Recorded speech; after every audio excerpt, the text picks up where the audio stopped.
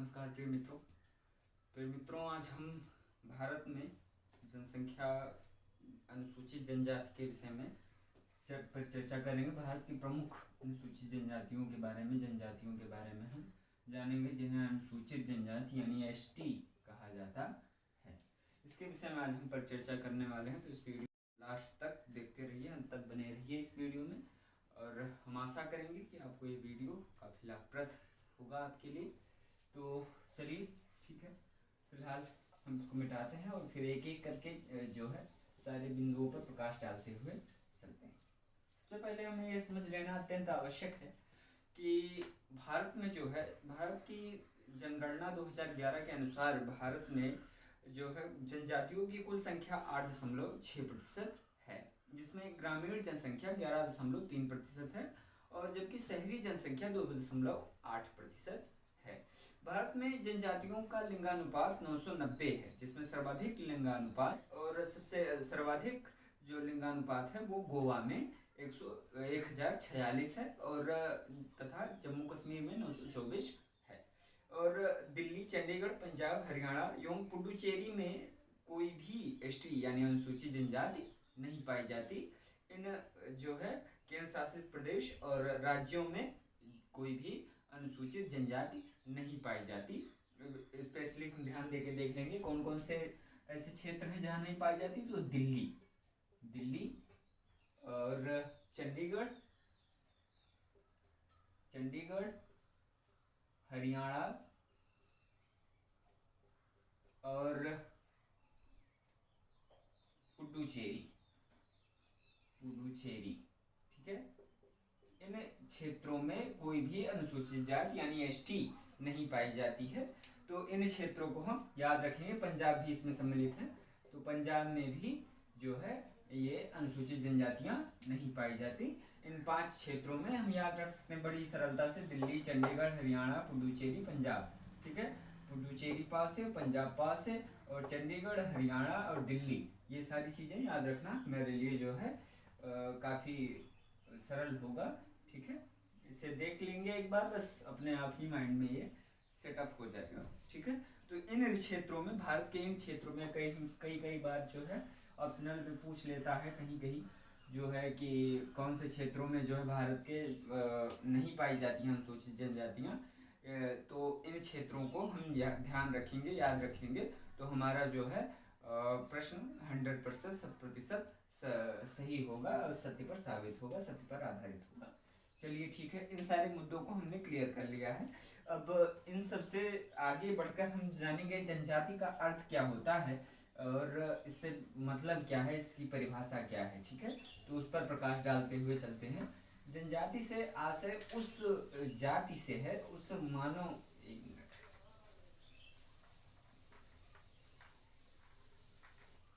मानव जनसमूह से है जो किसी एक क्षेत्र विशेष से जुड़ा होता है और अपने इस समूह में विवाह करता है तथा लिंग पर आधारित श्रम विभाजन करता है और इसके अतिरिक्त अन्य श्रम विभाजन नहीं करता तथा वंशानुगत अथवा अन्य किसी भी प्रकार की जनजातीय समूहों को प्रभावित नहीं करते। इसके प्रत्येक समूह की अलग अलग भाषा होती है, ठीक है। इसके हर एक अलग अलग समूह होते हैं जनजातियों के और इसके प्रत्येक समूहों की क्या होती है, अपनी अलग अलग भाषा होती है, जिसमें ये अपनी बातों को रखते हैं, अपने विचारों को अभिव्यक्त करते हैं, प्रकट करते हैं, ठीक है। और ये क्या करते हैं, ये अपने ही समूह में विवाह करते हैं, ठीक है। और ये जो है किसी एक क्षेत्र विशेष से जुड़े हुए होते हैं और अपने समूह में विवाह करते हैं। श्रम विभाजन के अतिरिक्त अन्य श्रम विभाजन नहीं करते तथा वंशानुगत अथवा अन्य प्रकार की जनजातीय समूहों को से प्रभावित होते हैं, ठीक है। और इसके प्रत्येक समूह की अलग अलग क्या होती है, भाषा होती है। जनजाति समूह अपनी संस्कृति एवं क्षेत्रीय संगठनों के प्रति अत्यधिक संवेदनशील होते हैं। ये अपने क्षेत्रीय संगठनों एवं सांस्कृतिक एवं क्षेत्रीय संगठनों के प्रति ये जो है क्या होते हैं, अत्यधिक संवेदनशील होते हैं। भारत के संविधान में इन्हें अनुसूचित जनजाति कहा गया है, किंतु भारतीय संविधान में अनुसूचित जनजाति को परिभाषित नहीं किया गया है। भारतीय संविधान में इन्हें अनुसूचित जनजाति की श्रेणी दी गई है, अनुसूचित जनजाति कहा गया है, पर इसे परिभाषित नहीं किया गया है। ठीक है, क्या नहीं किया गया है? परिभाषित नहीं किया गया है। ठीक है, और कहा क्या गया है? अनुसूचित जनजाति, जिसकी कोई सूचना ना हो, अनुसूचित जनजाति। ठीक, तो इस प्रकार से हम समझ सकते हैं कि अनुसूचित जनजाति है क्या। ठीक है, मैं आशा करता हूं कि आपको ये क्लियर हो गया होगा कि परिभाषा यानी इससे मतलब क्या है, अनुसूचित जनजाति से पर्याय क्या है। आगे हम इसके विषय में और अध्ययन करने चल रहे हैं, अध्ययन करते हुए चलेंगे और समझते हुए चलेंगे कि भारत की प्रमुख जनजातियां एवं विशेषताएं इनकी हम समझते हुए चलेंगे। तो शीर्ष अनुसूचित जनजाति जनसंख्या वाले राज्य क्रमशः हैं, जहां पर शीर्ष जो है अनुसूचित जनजाति पाई जाती है। शीर्ष अनुसूचित जनजाति ये कहाँ कहाँ पाई जाती हैं? तो ये पाई जाती है महाराष्ट्र में, उड़ीसा में, और साथ ही साथ राजस्थान और गुजरात में। राजस्थान और गुजरात। ठीक है, इन चीजों को याद रखेंगे। ठीक है, कहाँ पाई जाती है शीर्ष अनुसूचित जनजाति? महाराष्ट्र, उड़ीसा और राजस्थान और गुजरात में। तथा क्रमशः जो प्रतिशत की दृष्टि से है, प्रतिशत दृष्टि से अनुसूचित शीर्ष जनजाति। ठीक, अनुसूचित शीर्ष जनजाति। तो इसमें केंद्र शासित प्रदेश भी आते हैं और राज्य भी आते हैं। ठीक है, तो केंद्र शासित प्रदेश और राज्य कौन कौन से हैं? तो इसमें क्रमशः है लक्षद्वीप और है मिजोरम, नागालैंड और साथ ही साथ मेघालय और अरुणाचल प्रदेश। यानी यहाँ पे क्या होता है? यहाँ पे प्रतिशत के दृष्टि से अनुसूचित शीर्ष जनजाति पाई जाती है। ठीक है, इन राज्यों में इसको हम विशेष रूप से याद कर लेंगे। शीर्ष अनुसूचित जनजाति कहाँ पाई जाती है? महाराष्ट्र, उड़ीसा, राजस्थान और गुजरात में। और प्रतिशत की दृष्टि से शीर्ष अनुसूचित जनजाति कहाँ पाई जाती है? तो लक्षद्वीप, मिजोरम, नागालैंड और मेघालय में। ठीक है, अब यहाँ तक मुझे लगता है, आशा है मुझे कि क्लियर होगा, आप लोगों को सारी चीजें क्लियर होगी। अच्छा, अब एक एक करके हम समझते चलते हैं जनजातियों के प्रकार को। ठीक है, जनजातियों के अर्थ को हमने समझ लिया, जनजातियों के प्रकार को समझते हुए हम चलेंगे। ठीक है, क्लियर करते हुए चलेंगे सारी चीजों को।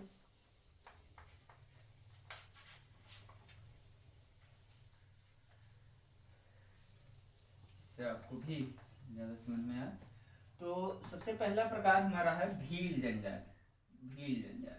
ठीक है, भील जनजाति इसके बारे में आप लोगों ने सुना भी होगा, भारत में कहीं चर्चा भी होती रहती है भील जनजाति के बारे में। तो भील जनजाति जो है, भील शब्द का अर्थ ही होता है, क्या होता है? धनुष।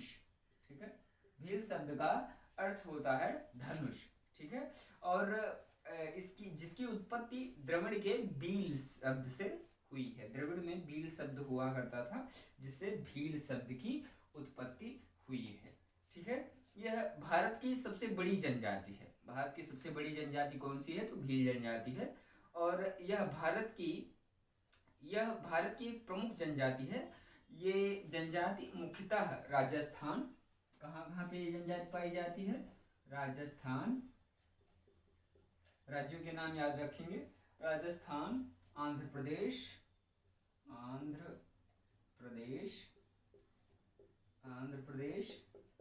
और साथ ही साथ ये छत्तीसगढ़, गुजरात, महाराष्ट्र,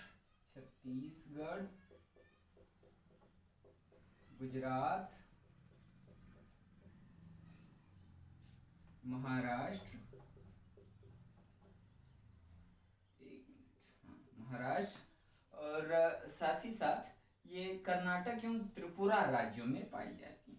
कर्नाटक और त्रिपुरा राज्यों में 14 राज्यों में। ठीक है, तो इतना क्लियर है कि ये राजस्थान, आंध्र प्रदेश, छत्तीसगढ़, गुजरात और महाराष्ट्र और कर्नाटक और त्रिपुरा राज्यों में पाई जाती हैं भील जनजाति। और ये क्या है, भील जनजाति जो है ये भारत की सबसे एक प्रमुख जनजाति है। ये जनजाति मुख्यतः राजस्थान, आंध्र प्रदेश, छत्तीसगढ़, गुजरात, महाराष्ट्र, कर्नाटक और त्रिपुरा राज्यों में पाई जाती है। और यह भारत की सबसे बड़ी जनजाति है। यह भी मुख्य फैक्ट है, इसे भी याद रखेंगे कि भारत की सबसे बड़ी जनजाति कौन सी है। तो भारत की सबसे बड़ी जनजाति जो है वो भील जनजाति। ठीक है, भारत की सबसे बड़ी जनजाति भील। ठीक, ये याद रखेंगे कि भारत की सबसे बड़ी जनजाति कौन सी है। तो भारत की सबसे बड़ी जनजाति भील जनजाति है। आइए अब दूसरे बिंदु पर हम चर्चा करते हुए चलते हैं। ये तो आपको क्लियर हो गया, फर्स्ट भील जनजाति। सेकंड पे हम चलते हैं, सेकंड है गोंड जनजाति। ठीक है, गोंड जनजाति के बारे में हम चर्चा करेंगे और समझते हुए चलेंगे गोंड जनजाति कहाँ पाई जाती है, कैसे पाई जाती है, उसके विषय में करते हुए चलेंगे। ठीक है, आशा करता हूँ वीडियो आपको अच्छी लग रही होगी। गोंड जनजाति, ठीक है, तो इसके विषय में हम चर्चा कर लेते हैं। गोंड भारत की दूसरी सबसे बड़ी जनजाति है। क्या है ये, भारत की दूसरी सबसे बड़ी जनजाति है। दूसरी बड़ी जनजाति, इतना ही लिख देता हूँ, जनजाति। ठीक, भारत की दूसरी बड़ी जनजाति है। और साथ ही साथ यह भारत के लगभग 13 राज्यों में निवास करती है। यह जनजाति मुख्य रूप से छत्तीसगढ़, मध्य प्रदेश, उड़ीसा, आंध्र प्रदेश आदि राज्यों में निवास करती है, पाई जाती है। ठीक है, भील जनजाति द्रविड़ परिवार की जनजाति है। इनकी भाषा गोंडी है। इनके प्रमुख देवता जो हैं वो बुढ़ा देव, दूल्हा देव और बूढ़ा पेन हैं। इन जनजाति का भूत प्रेत और जादू टोना में अत्यधिक विश्वास होता है। इन जनजातियों को भूत प्रेत, जादू टोना आदि में अत्यधिक विश्वास होता है। ठीक है, तो हमने ये समझ लिया कि भारत की जो है दूसरी सबसे बड़ी जनजाति गोंड जनजाति है, जो कि भारत के लगभग 13 राज्यों में फैली हुई है, 13 राज्यों में पाई जाती है। यह जनजाति मुख्य रूप से इन 4 राज्यों में छत्तीसगढ़, मध्य प्रदेश, उड़ीसा और आंध्र प्रदेश में पाई जाती है। ठीक है, तो यह चीजें क्लियर हो गई होगी। अब तीसरे बिंदु की ओर चलते हैं। तीसरा है हमारा संथाल जनजाति। ठीक है, संथाल जनजाति के बारे में हम अध्ययन करने वाले हैं। संथाल जनजाति होता क्या है, इसके बारे में हम समझते हुए चलेंगे। धीरे धीरे करके सारे टॉपिक्स को हम समझाते हुए चलेंगे आपको, जिससे आपका जो प्रश्न कोई भी अछूता ना रह जाए। संथाल जनजाति, ठीक, संथाल जनजाति के लोग कुशल कृषक एवं उत्तम शिकारी होते हैं। ये कृषक भी होते हैं, कुशल कृषक होते हैं, वो उत्तम शिकारी होते हैं। साथ ही साथ यह भारत में पाई जाने वाली तीसरी सबसे बड़ी जनजाति है। ठीक है, संथाल जो है वो भारत में पाई जाने वाली तीसरी सबसे बड़ी जनजाति है। संथाल जनजाति की शारीरिक विशेषता क्या होती है, ये नाटे कद के होते हैं। ठीक है, कैसे होते हैं, नाटे कद के होते हैं, नाटे कद के होते हैं। साथ ही साथ ये जो है नाटे कद के होते हैं और साथ ही साथ ये चौड़ी और चपटी नाक इनकी होती है। चौड़ी और चपटी नाक इनकी होती है। ठीक है, चपटी नाक, ठीक है, चौड़ी होती है और कैसी होती है, चपटी होती है। ठीक है, तो चौड़ी और चपटी नाक इनकी होती है। और यह संथाल जनजाति की जो है विशेषता होती है, नाटे कद के ये होते हैं और इनकी नाक जो होती है वो चौड़ी और चपटी होती है। संथाल जनजाति का मुख्य निवास क्षेत्र झारखंड, बिहार, मध्य प्रदेश, पश्चिम बंगाल एवं असम राज्य में है। इन राज्यों में जो है संथाल जनजाति का मुख्य निवास क्षेत्र है झारखंड, बिहार, मध्य प्रदेश, पश्चिम बंगाल एवं असम राज्य। ये इनके प्रमुख जो है निवास क्षेत्र है या मुख्य निवास क्षेत्र है। अगले बिंदु की तरफ पढ़ते हैं। चौथी जनजाति के बारे में जानते हैं, मुंडा जनजाति। मुंडा जनजाति के बारे में हम अध्ययन करेंगे। मुंडा जनजाति क्या होता है, हमने यहाँ तक समझ लिया। हमने सबसे पहले समझा भील जनजाति को, गोंड जनजाति को समझा, संथाल को समझा। इसके बाद अब हम समझेंगे मुंडा जनजाति को, ठीक है। उसके बाद बोडो जनजाति को। मुंडा जनजाति जो कि हमारा चौथा है, मुंडा जनजाति।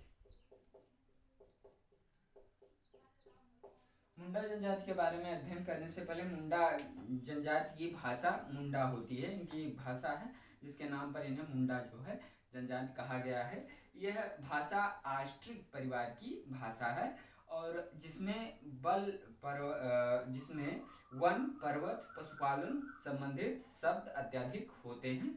मुंडा जनजाति का प्रमुख त्योहार सरहुल है। इनका जो है प्रमुख त्योहार क्या है, वो है सरहुल, ठीक है। मुंडा जनजाति मुख्य रूप से झारखंड में निवास करती है, लेकिन इसका कुछ हिस्सा बिहार, पश्चिम बंगाल एवं उड़ीसा आदि राज्यों में भी पाया जाता है, यानी निवास करते हैं या मिलते हैं, ठीक है। मुंडा जनजाति की प्रमुख भाषा क्या होती है, मुंडा होती है। यह भाषा आस्ट्रिक परिवार की भाषा है जिसमें वन, पर्वत, पशुपालन संबंधित शब्द अत्यधिक जो है पाए जाते हैं या होते हैं। और मुंडा जनजाति का प्रमुख त्योहार सरहुल है, ठीक है। और मुंडा जनजाति मुख्य रूप से झारखंड में निवास करती है और लेकिन इसका कुछ हिस्सा बिहार, झारखंड, पश्चिम बंगाल एवं उड़ीसा आदि राज्यों में पाया जाता है। आगे समझेंगे बोडो जनजाति को, ठीक है। ये हमारी चौथी जनजाति थी मुंडा जनजाति। मुंडा जनजाति क्लियर हो गई।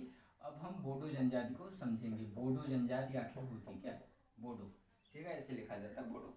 तो बोडो जनजाति मूल रूप से भारत के असम राज्य में निवास करती है और यह लोग बोडो भाषा बोलते हैं जो तिब्बत बर्मा भाषा परिवार की ही एक शाखा है। जो तिब्बत और बर्मा भाषा परिवार की एक शाखा है, ये उसी भाषा का प्रयोग करते हैं, यानी ये बोडो भाषा का प्रयोग करते हैं, बोडो भाषा बोलते हैं, इसलिए इन्हें बोडो कहा जाता है। मुंडा को मुंडा बोलने के लिए मुंडा कहा जाता है और बोडो को बोडो भाषा बोलने के लिए बोडो कहा जाता है, ठीक है। और मुंडा जनजाति की जो भाषा मुंडा है वो आस्ट्रिक परिवार से संबंधित है और इनकी जो भाषा है वह तिब्बत बर्मा भाषा की एक शाखा है। तिब्बत और बर्मा जैसे देशों की भाषा की एक शाखा है, ठीक है। आइए आगे समझते हैं।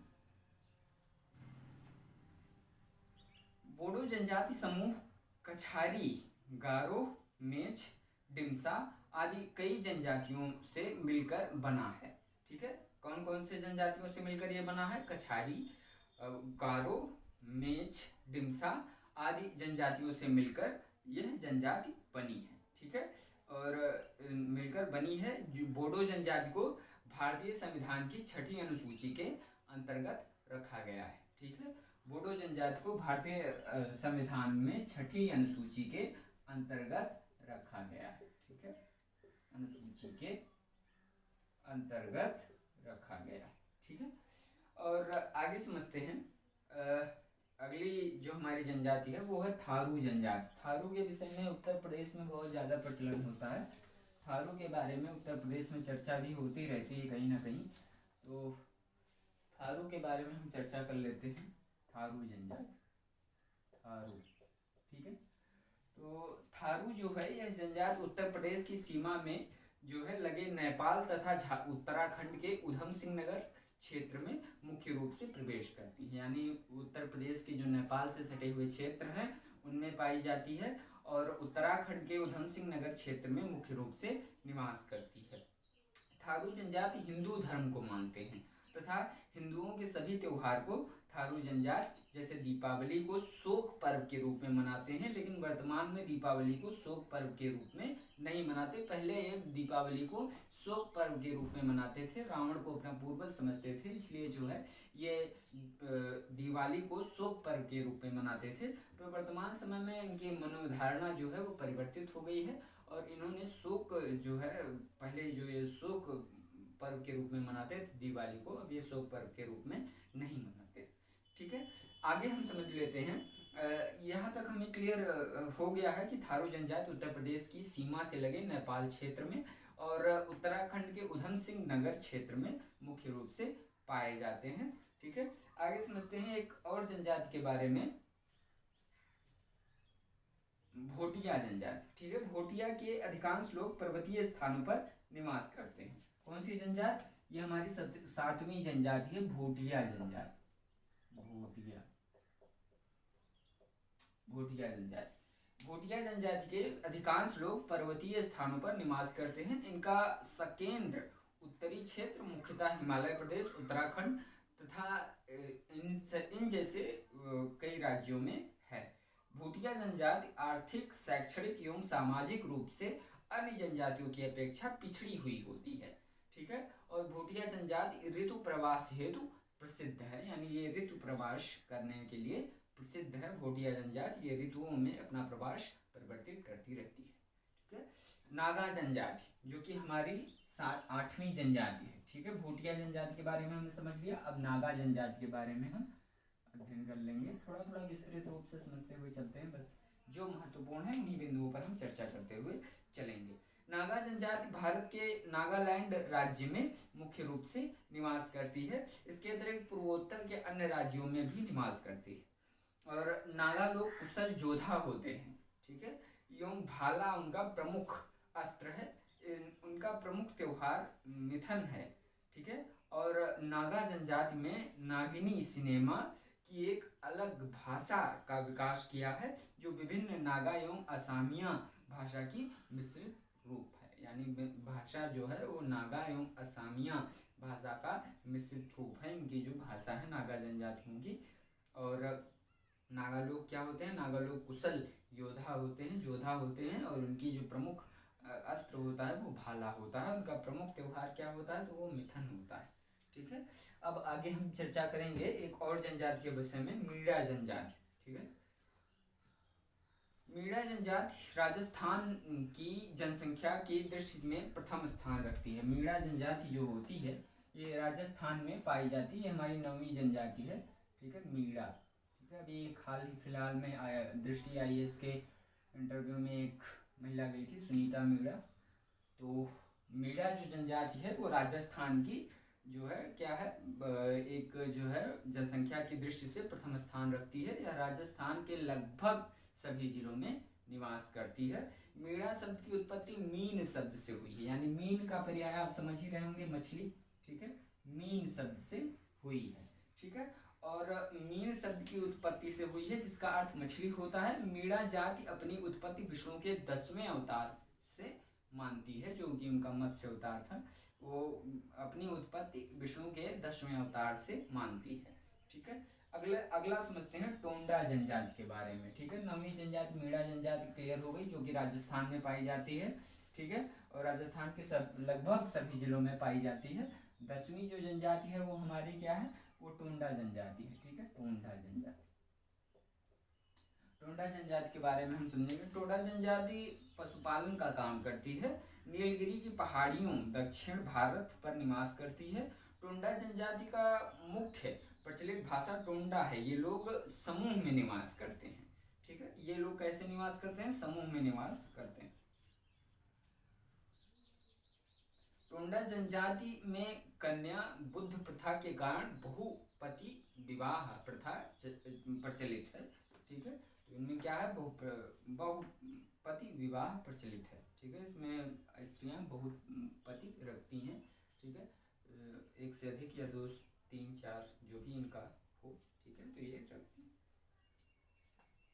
भारत की कुछ जनजातियों को हम समझते हुए चलेंगे। उत्तर प्रदेश में पाई जाने वाली जौनसारी, थारू, गोंड और शहरिया और खरदार, बुक्सा, पतरी, ये सारी जनजातियां उत्तर प्रदेश में पाई जाती हैं। बिहार में पाई जाने वाली थारू, उराव, खराब, संथाल और गोंड, बिरहोर, कोल, कोरबा, कोरा हो जनजाति पाई जाती है। आंध्र प्रदेश में बंजारा, लंबाड़ा, सुगली, कुबी, बगाल, सवारा, चैचू और बकला। और छत्तीसगढ़ में गोंड, अगरिया, मुंडिया, बैंगा, केरकू और परजा, प्रधान, सहरिया। ठीक है। ये सारी पाई जाती है। मध्य प्रदेश में भील, गोंड, अगरिया और बिछवार, खरदार और कोल, कोरकू, ओझा और बैगा जनजाति पाई जाती है। राजस्थान में मीणा झील के कोकना, गरसिया, थारी, पोर्ट और पटेलिया, सहरिया जनजाति पाई जाती हैं। झारखंड में संथाल, मुंडा हो और जो है उराव, बिरहोर, कोरवा, बैंगा, नंगसिया और असुर जनजातियां पाई जाती हैं। हिमाचल प्रदेश में गुज्जर, भोटिया, बेंदा, लंबा, खपा और डोबा, गारा, किन्नौर आदि पाई जाती हैं। तो ये प्रमुख राज्य थे जहाँ पर जो है पाई जाने वाली जो है जातियों के विषय में, जनजातियों के विषय में हमने पर चर्चा कर लिया। उत्तराखंड में भी पाई जाने वाली जौनपुरी और थारू, बुक्का, भोटिया और राजी जनजातियां हैं। तो ये सारी जनजातियां इन प्रमुख राज्यों में प्रमुख रूप से पाई जाती हैं। नागालैंड में नागा और कोन्यान अंगामी पाई जाती हैं। ठीक है, तो इन सारी चीज़ों को हमने जो प्रमुख थी जनजातियों पर हमने प्रकाश डाल दिया एक बार फिर से। और हमने जो है आज भील को समझा, भील जनजाति को, गोंड जनजाति को समझा, संथाल को समझा, थारू को समझा, पोंगा को समझा और साथ ही साथ अन्य कई जनजातियों के विषय में भी हमने अध्ययन किया। सभी जनजातियों पर लगभग हमने प्रकाश डाला। ठीक है, तो वीडियो यदि आपको अच्छी लगी हो तो चैनल को सब्सक्राइब कीजिए, वीडियो को लाइक कीजिए और हमें अपने कमेंट करके अवश्य बताएं कि आपको वीडियो कैसी लगी। धन्यवाद।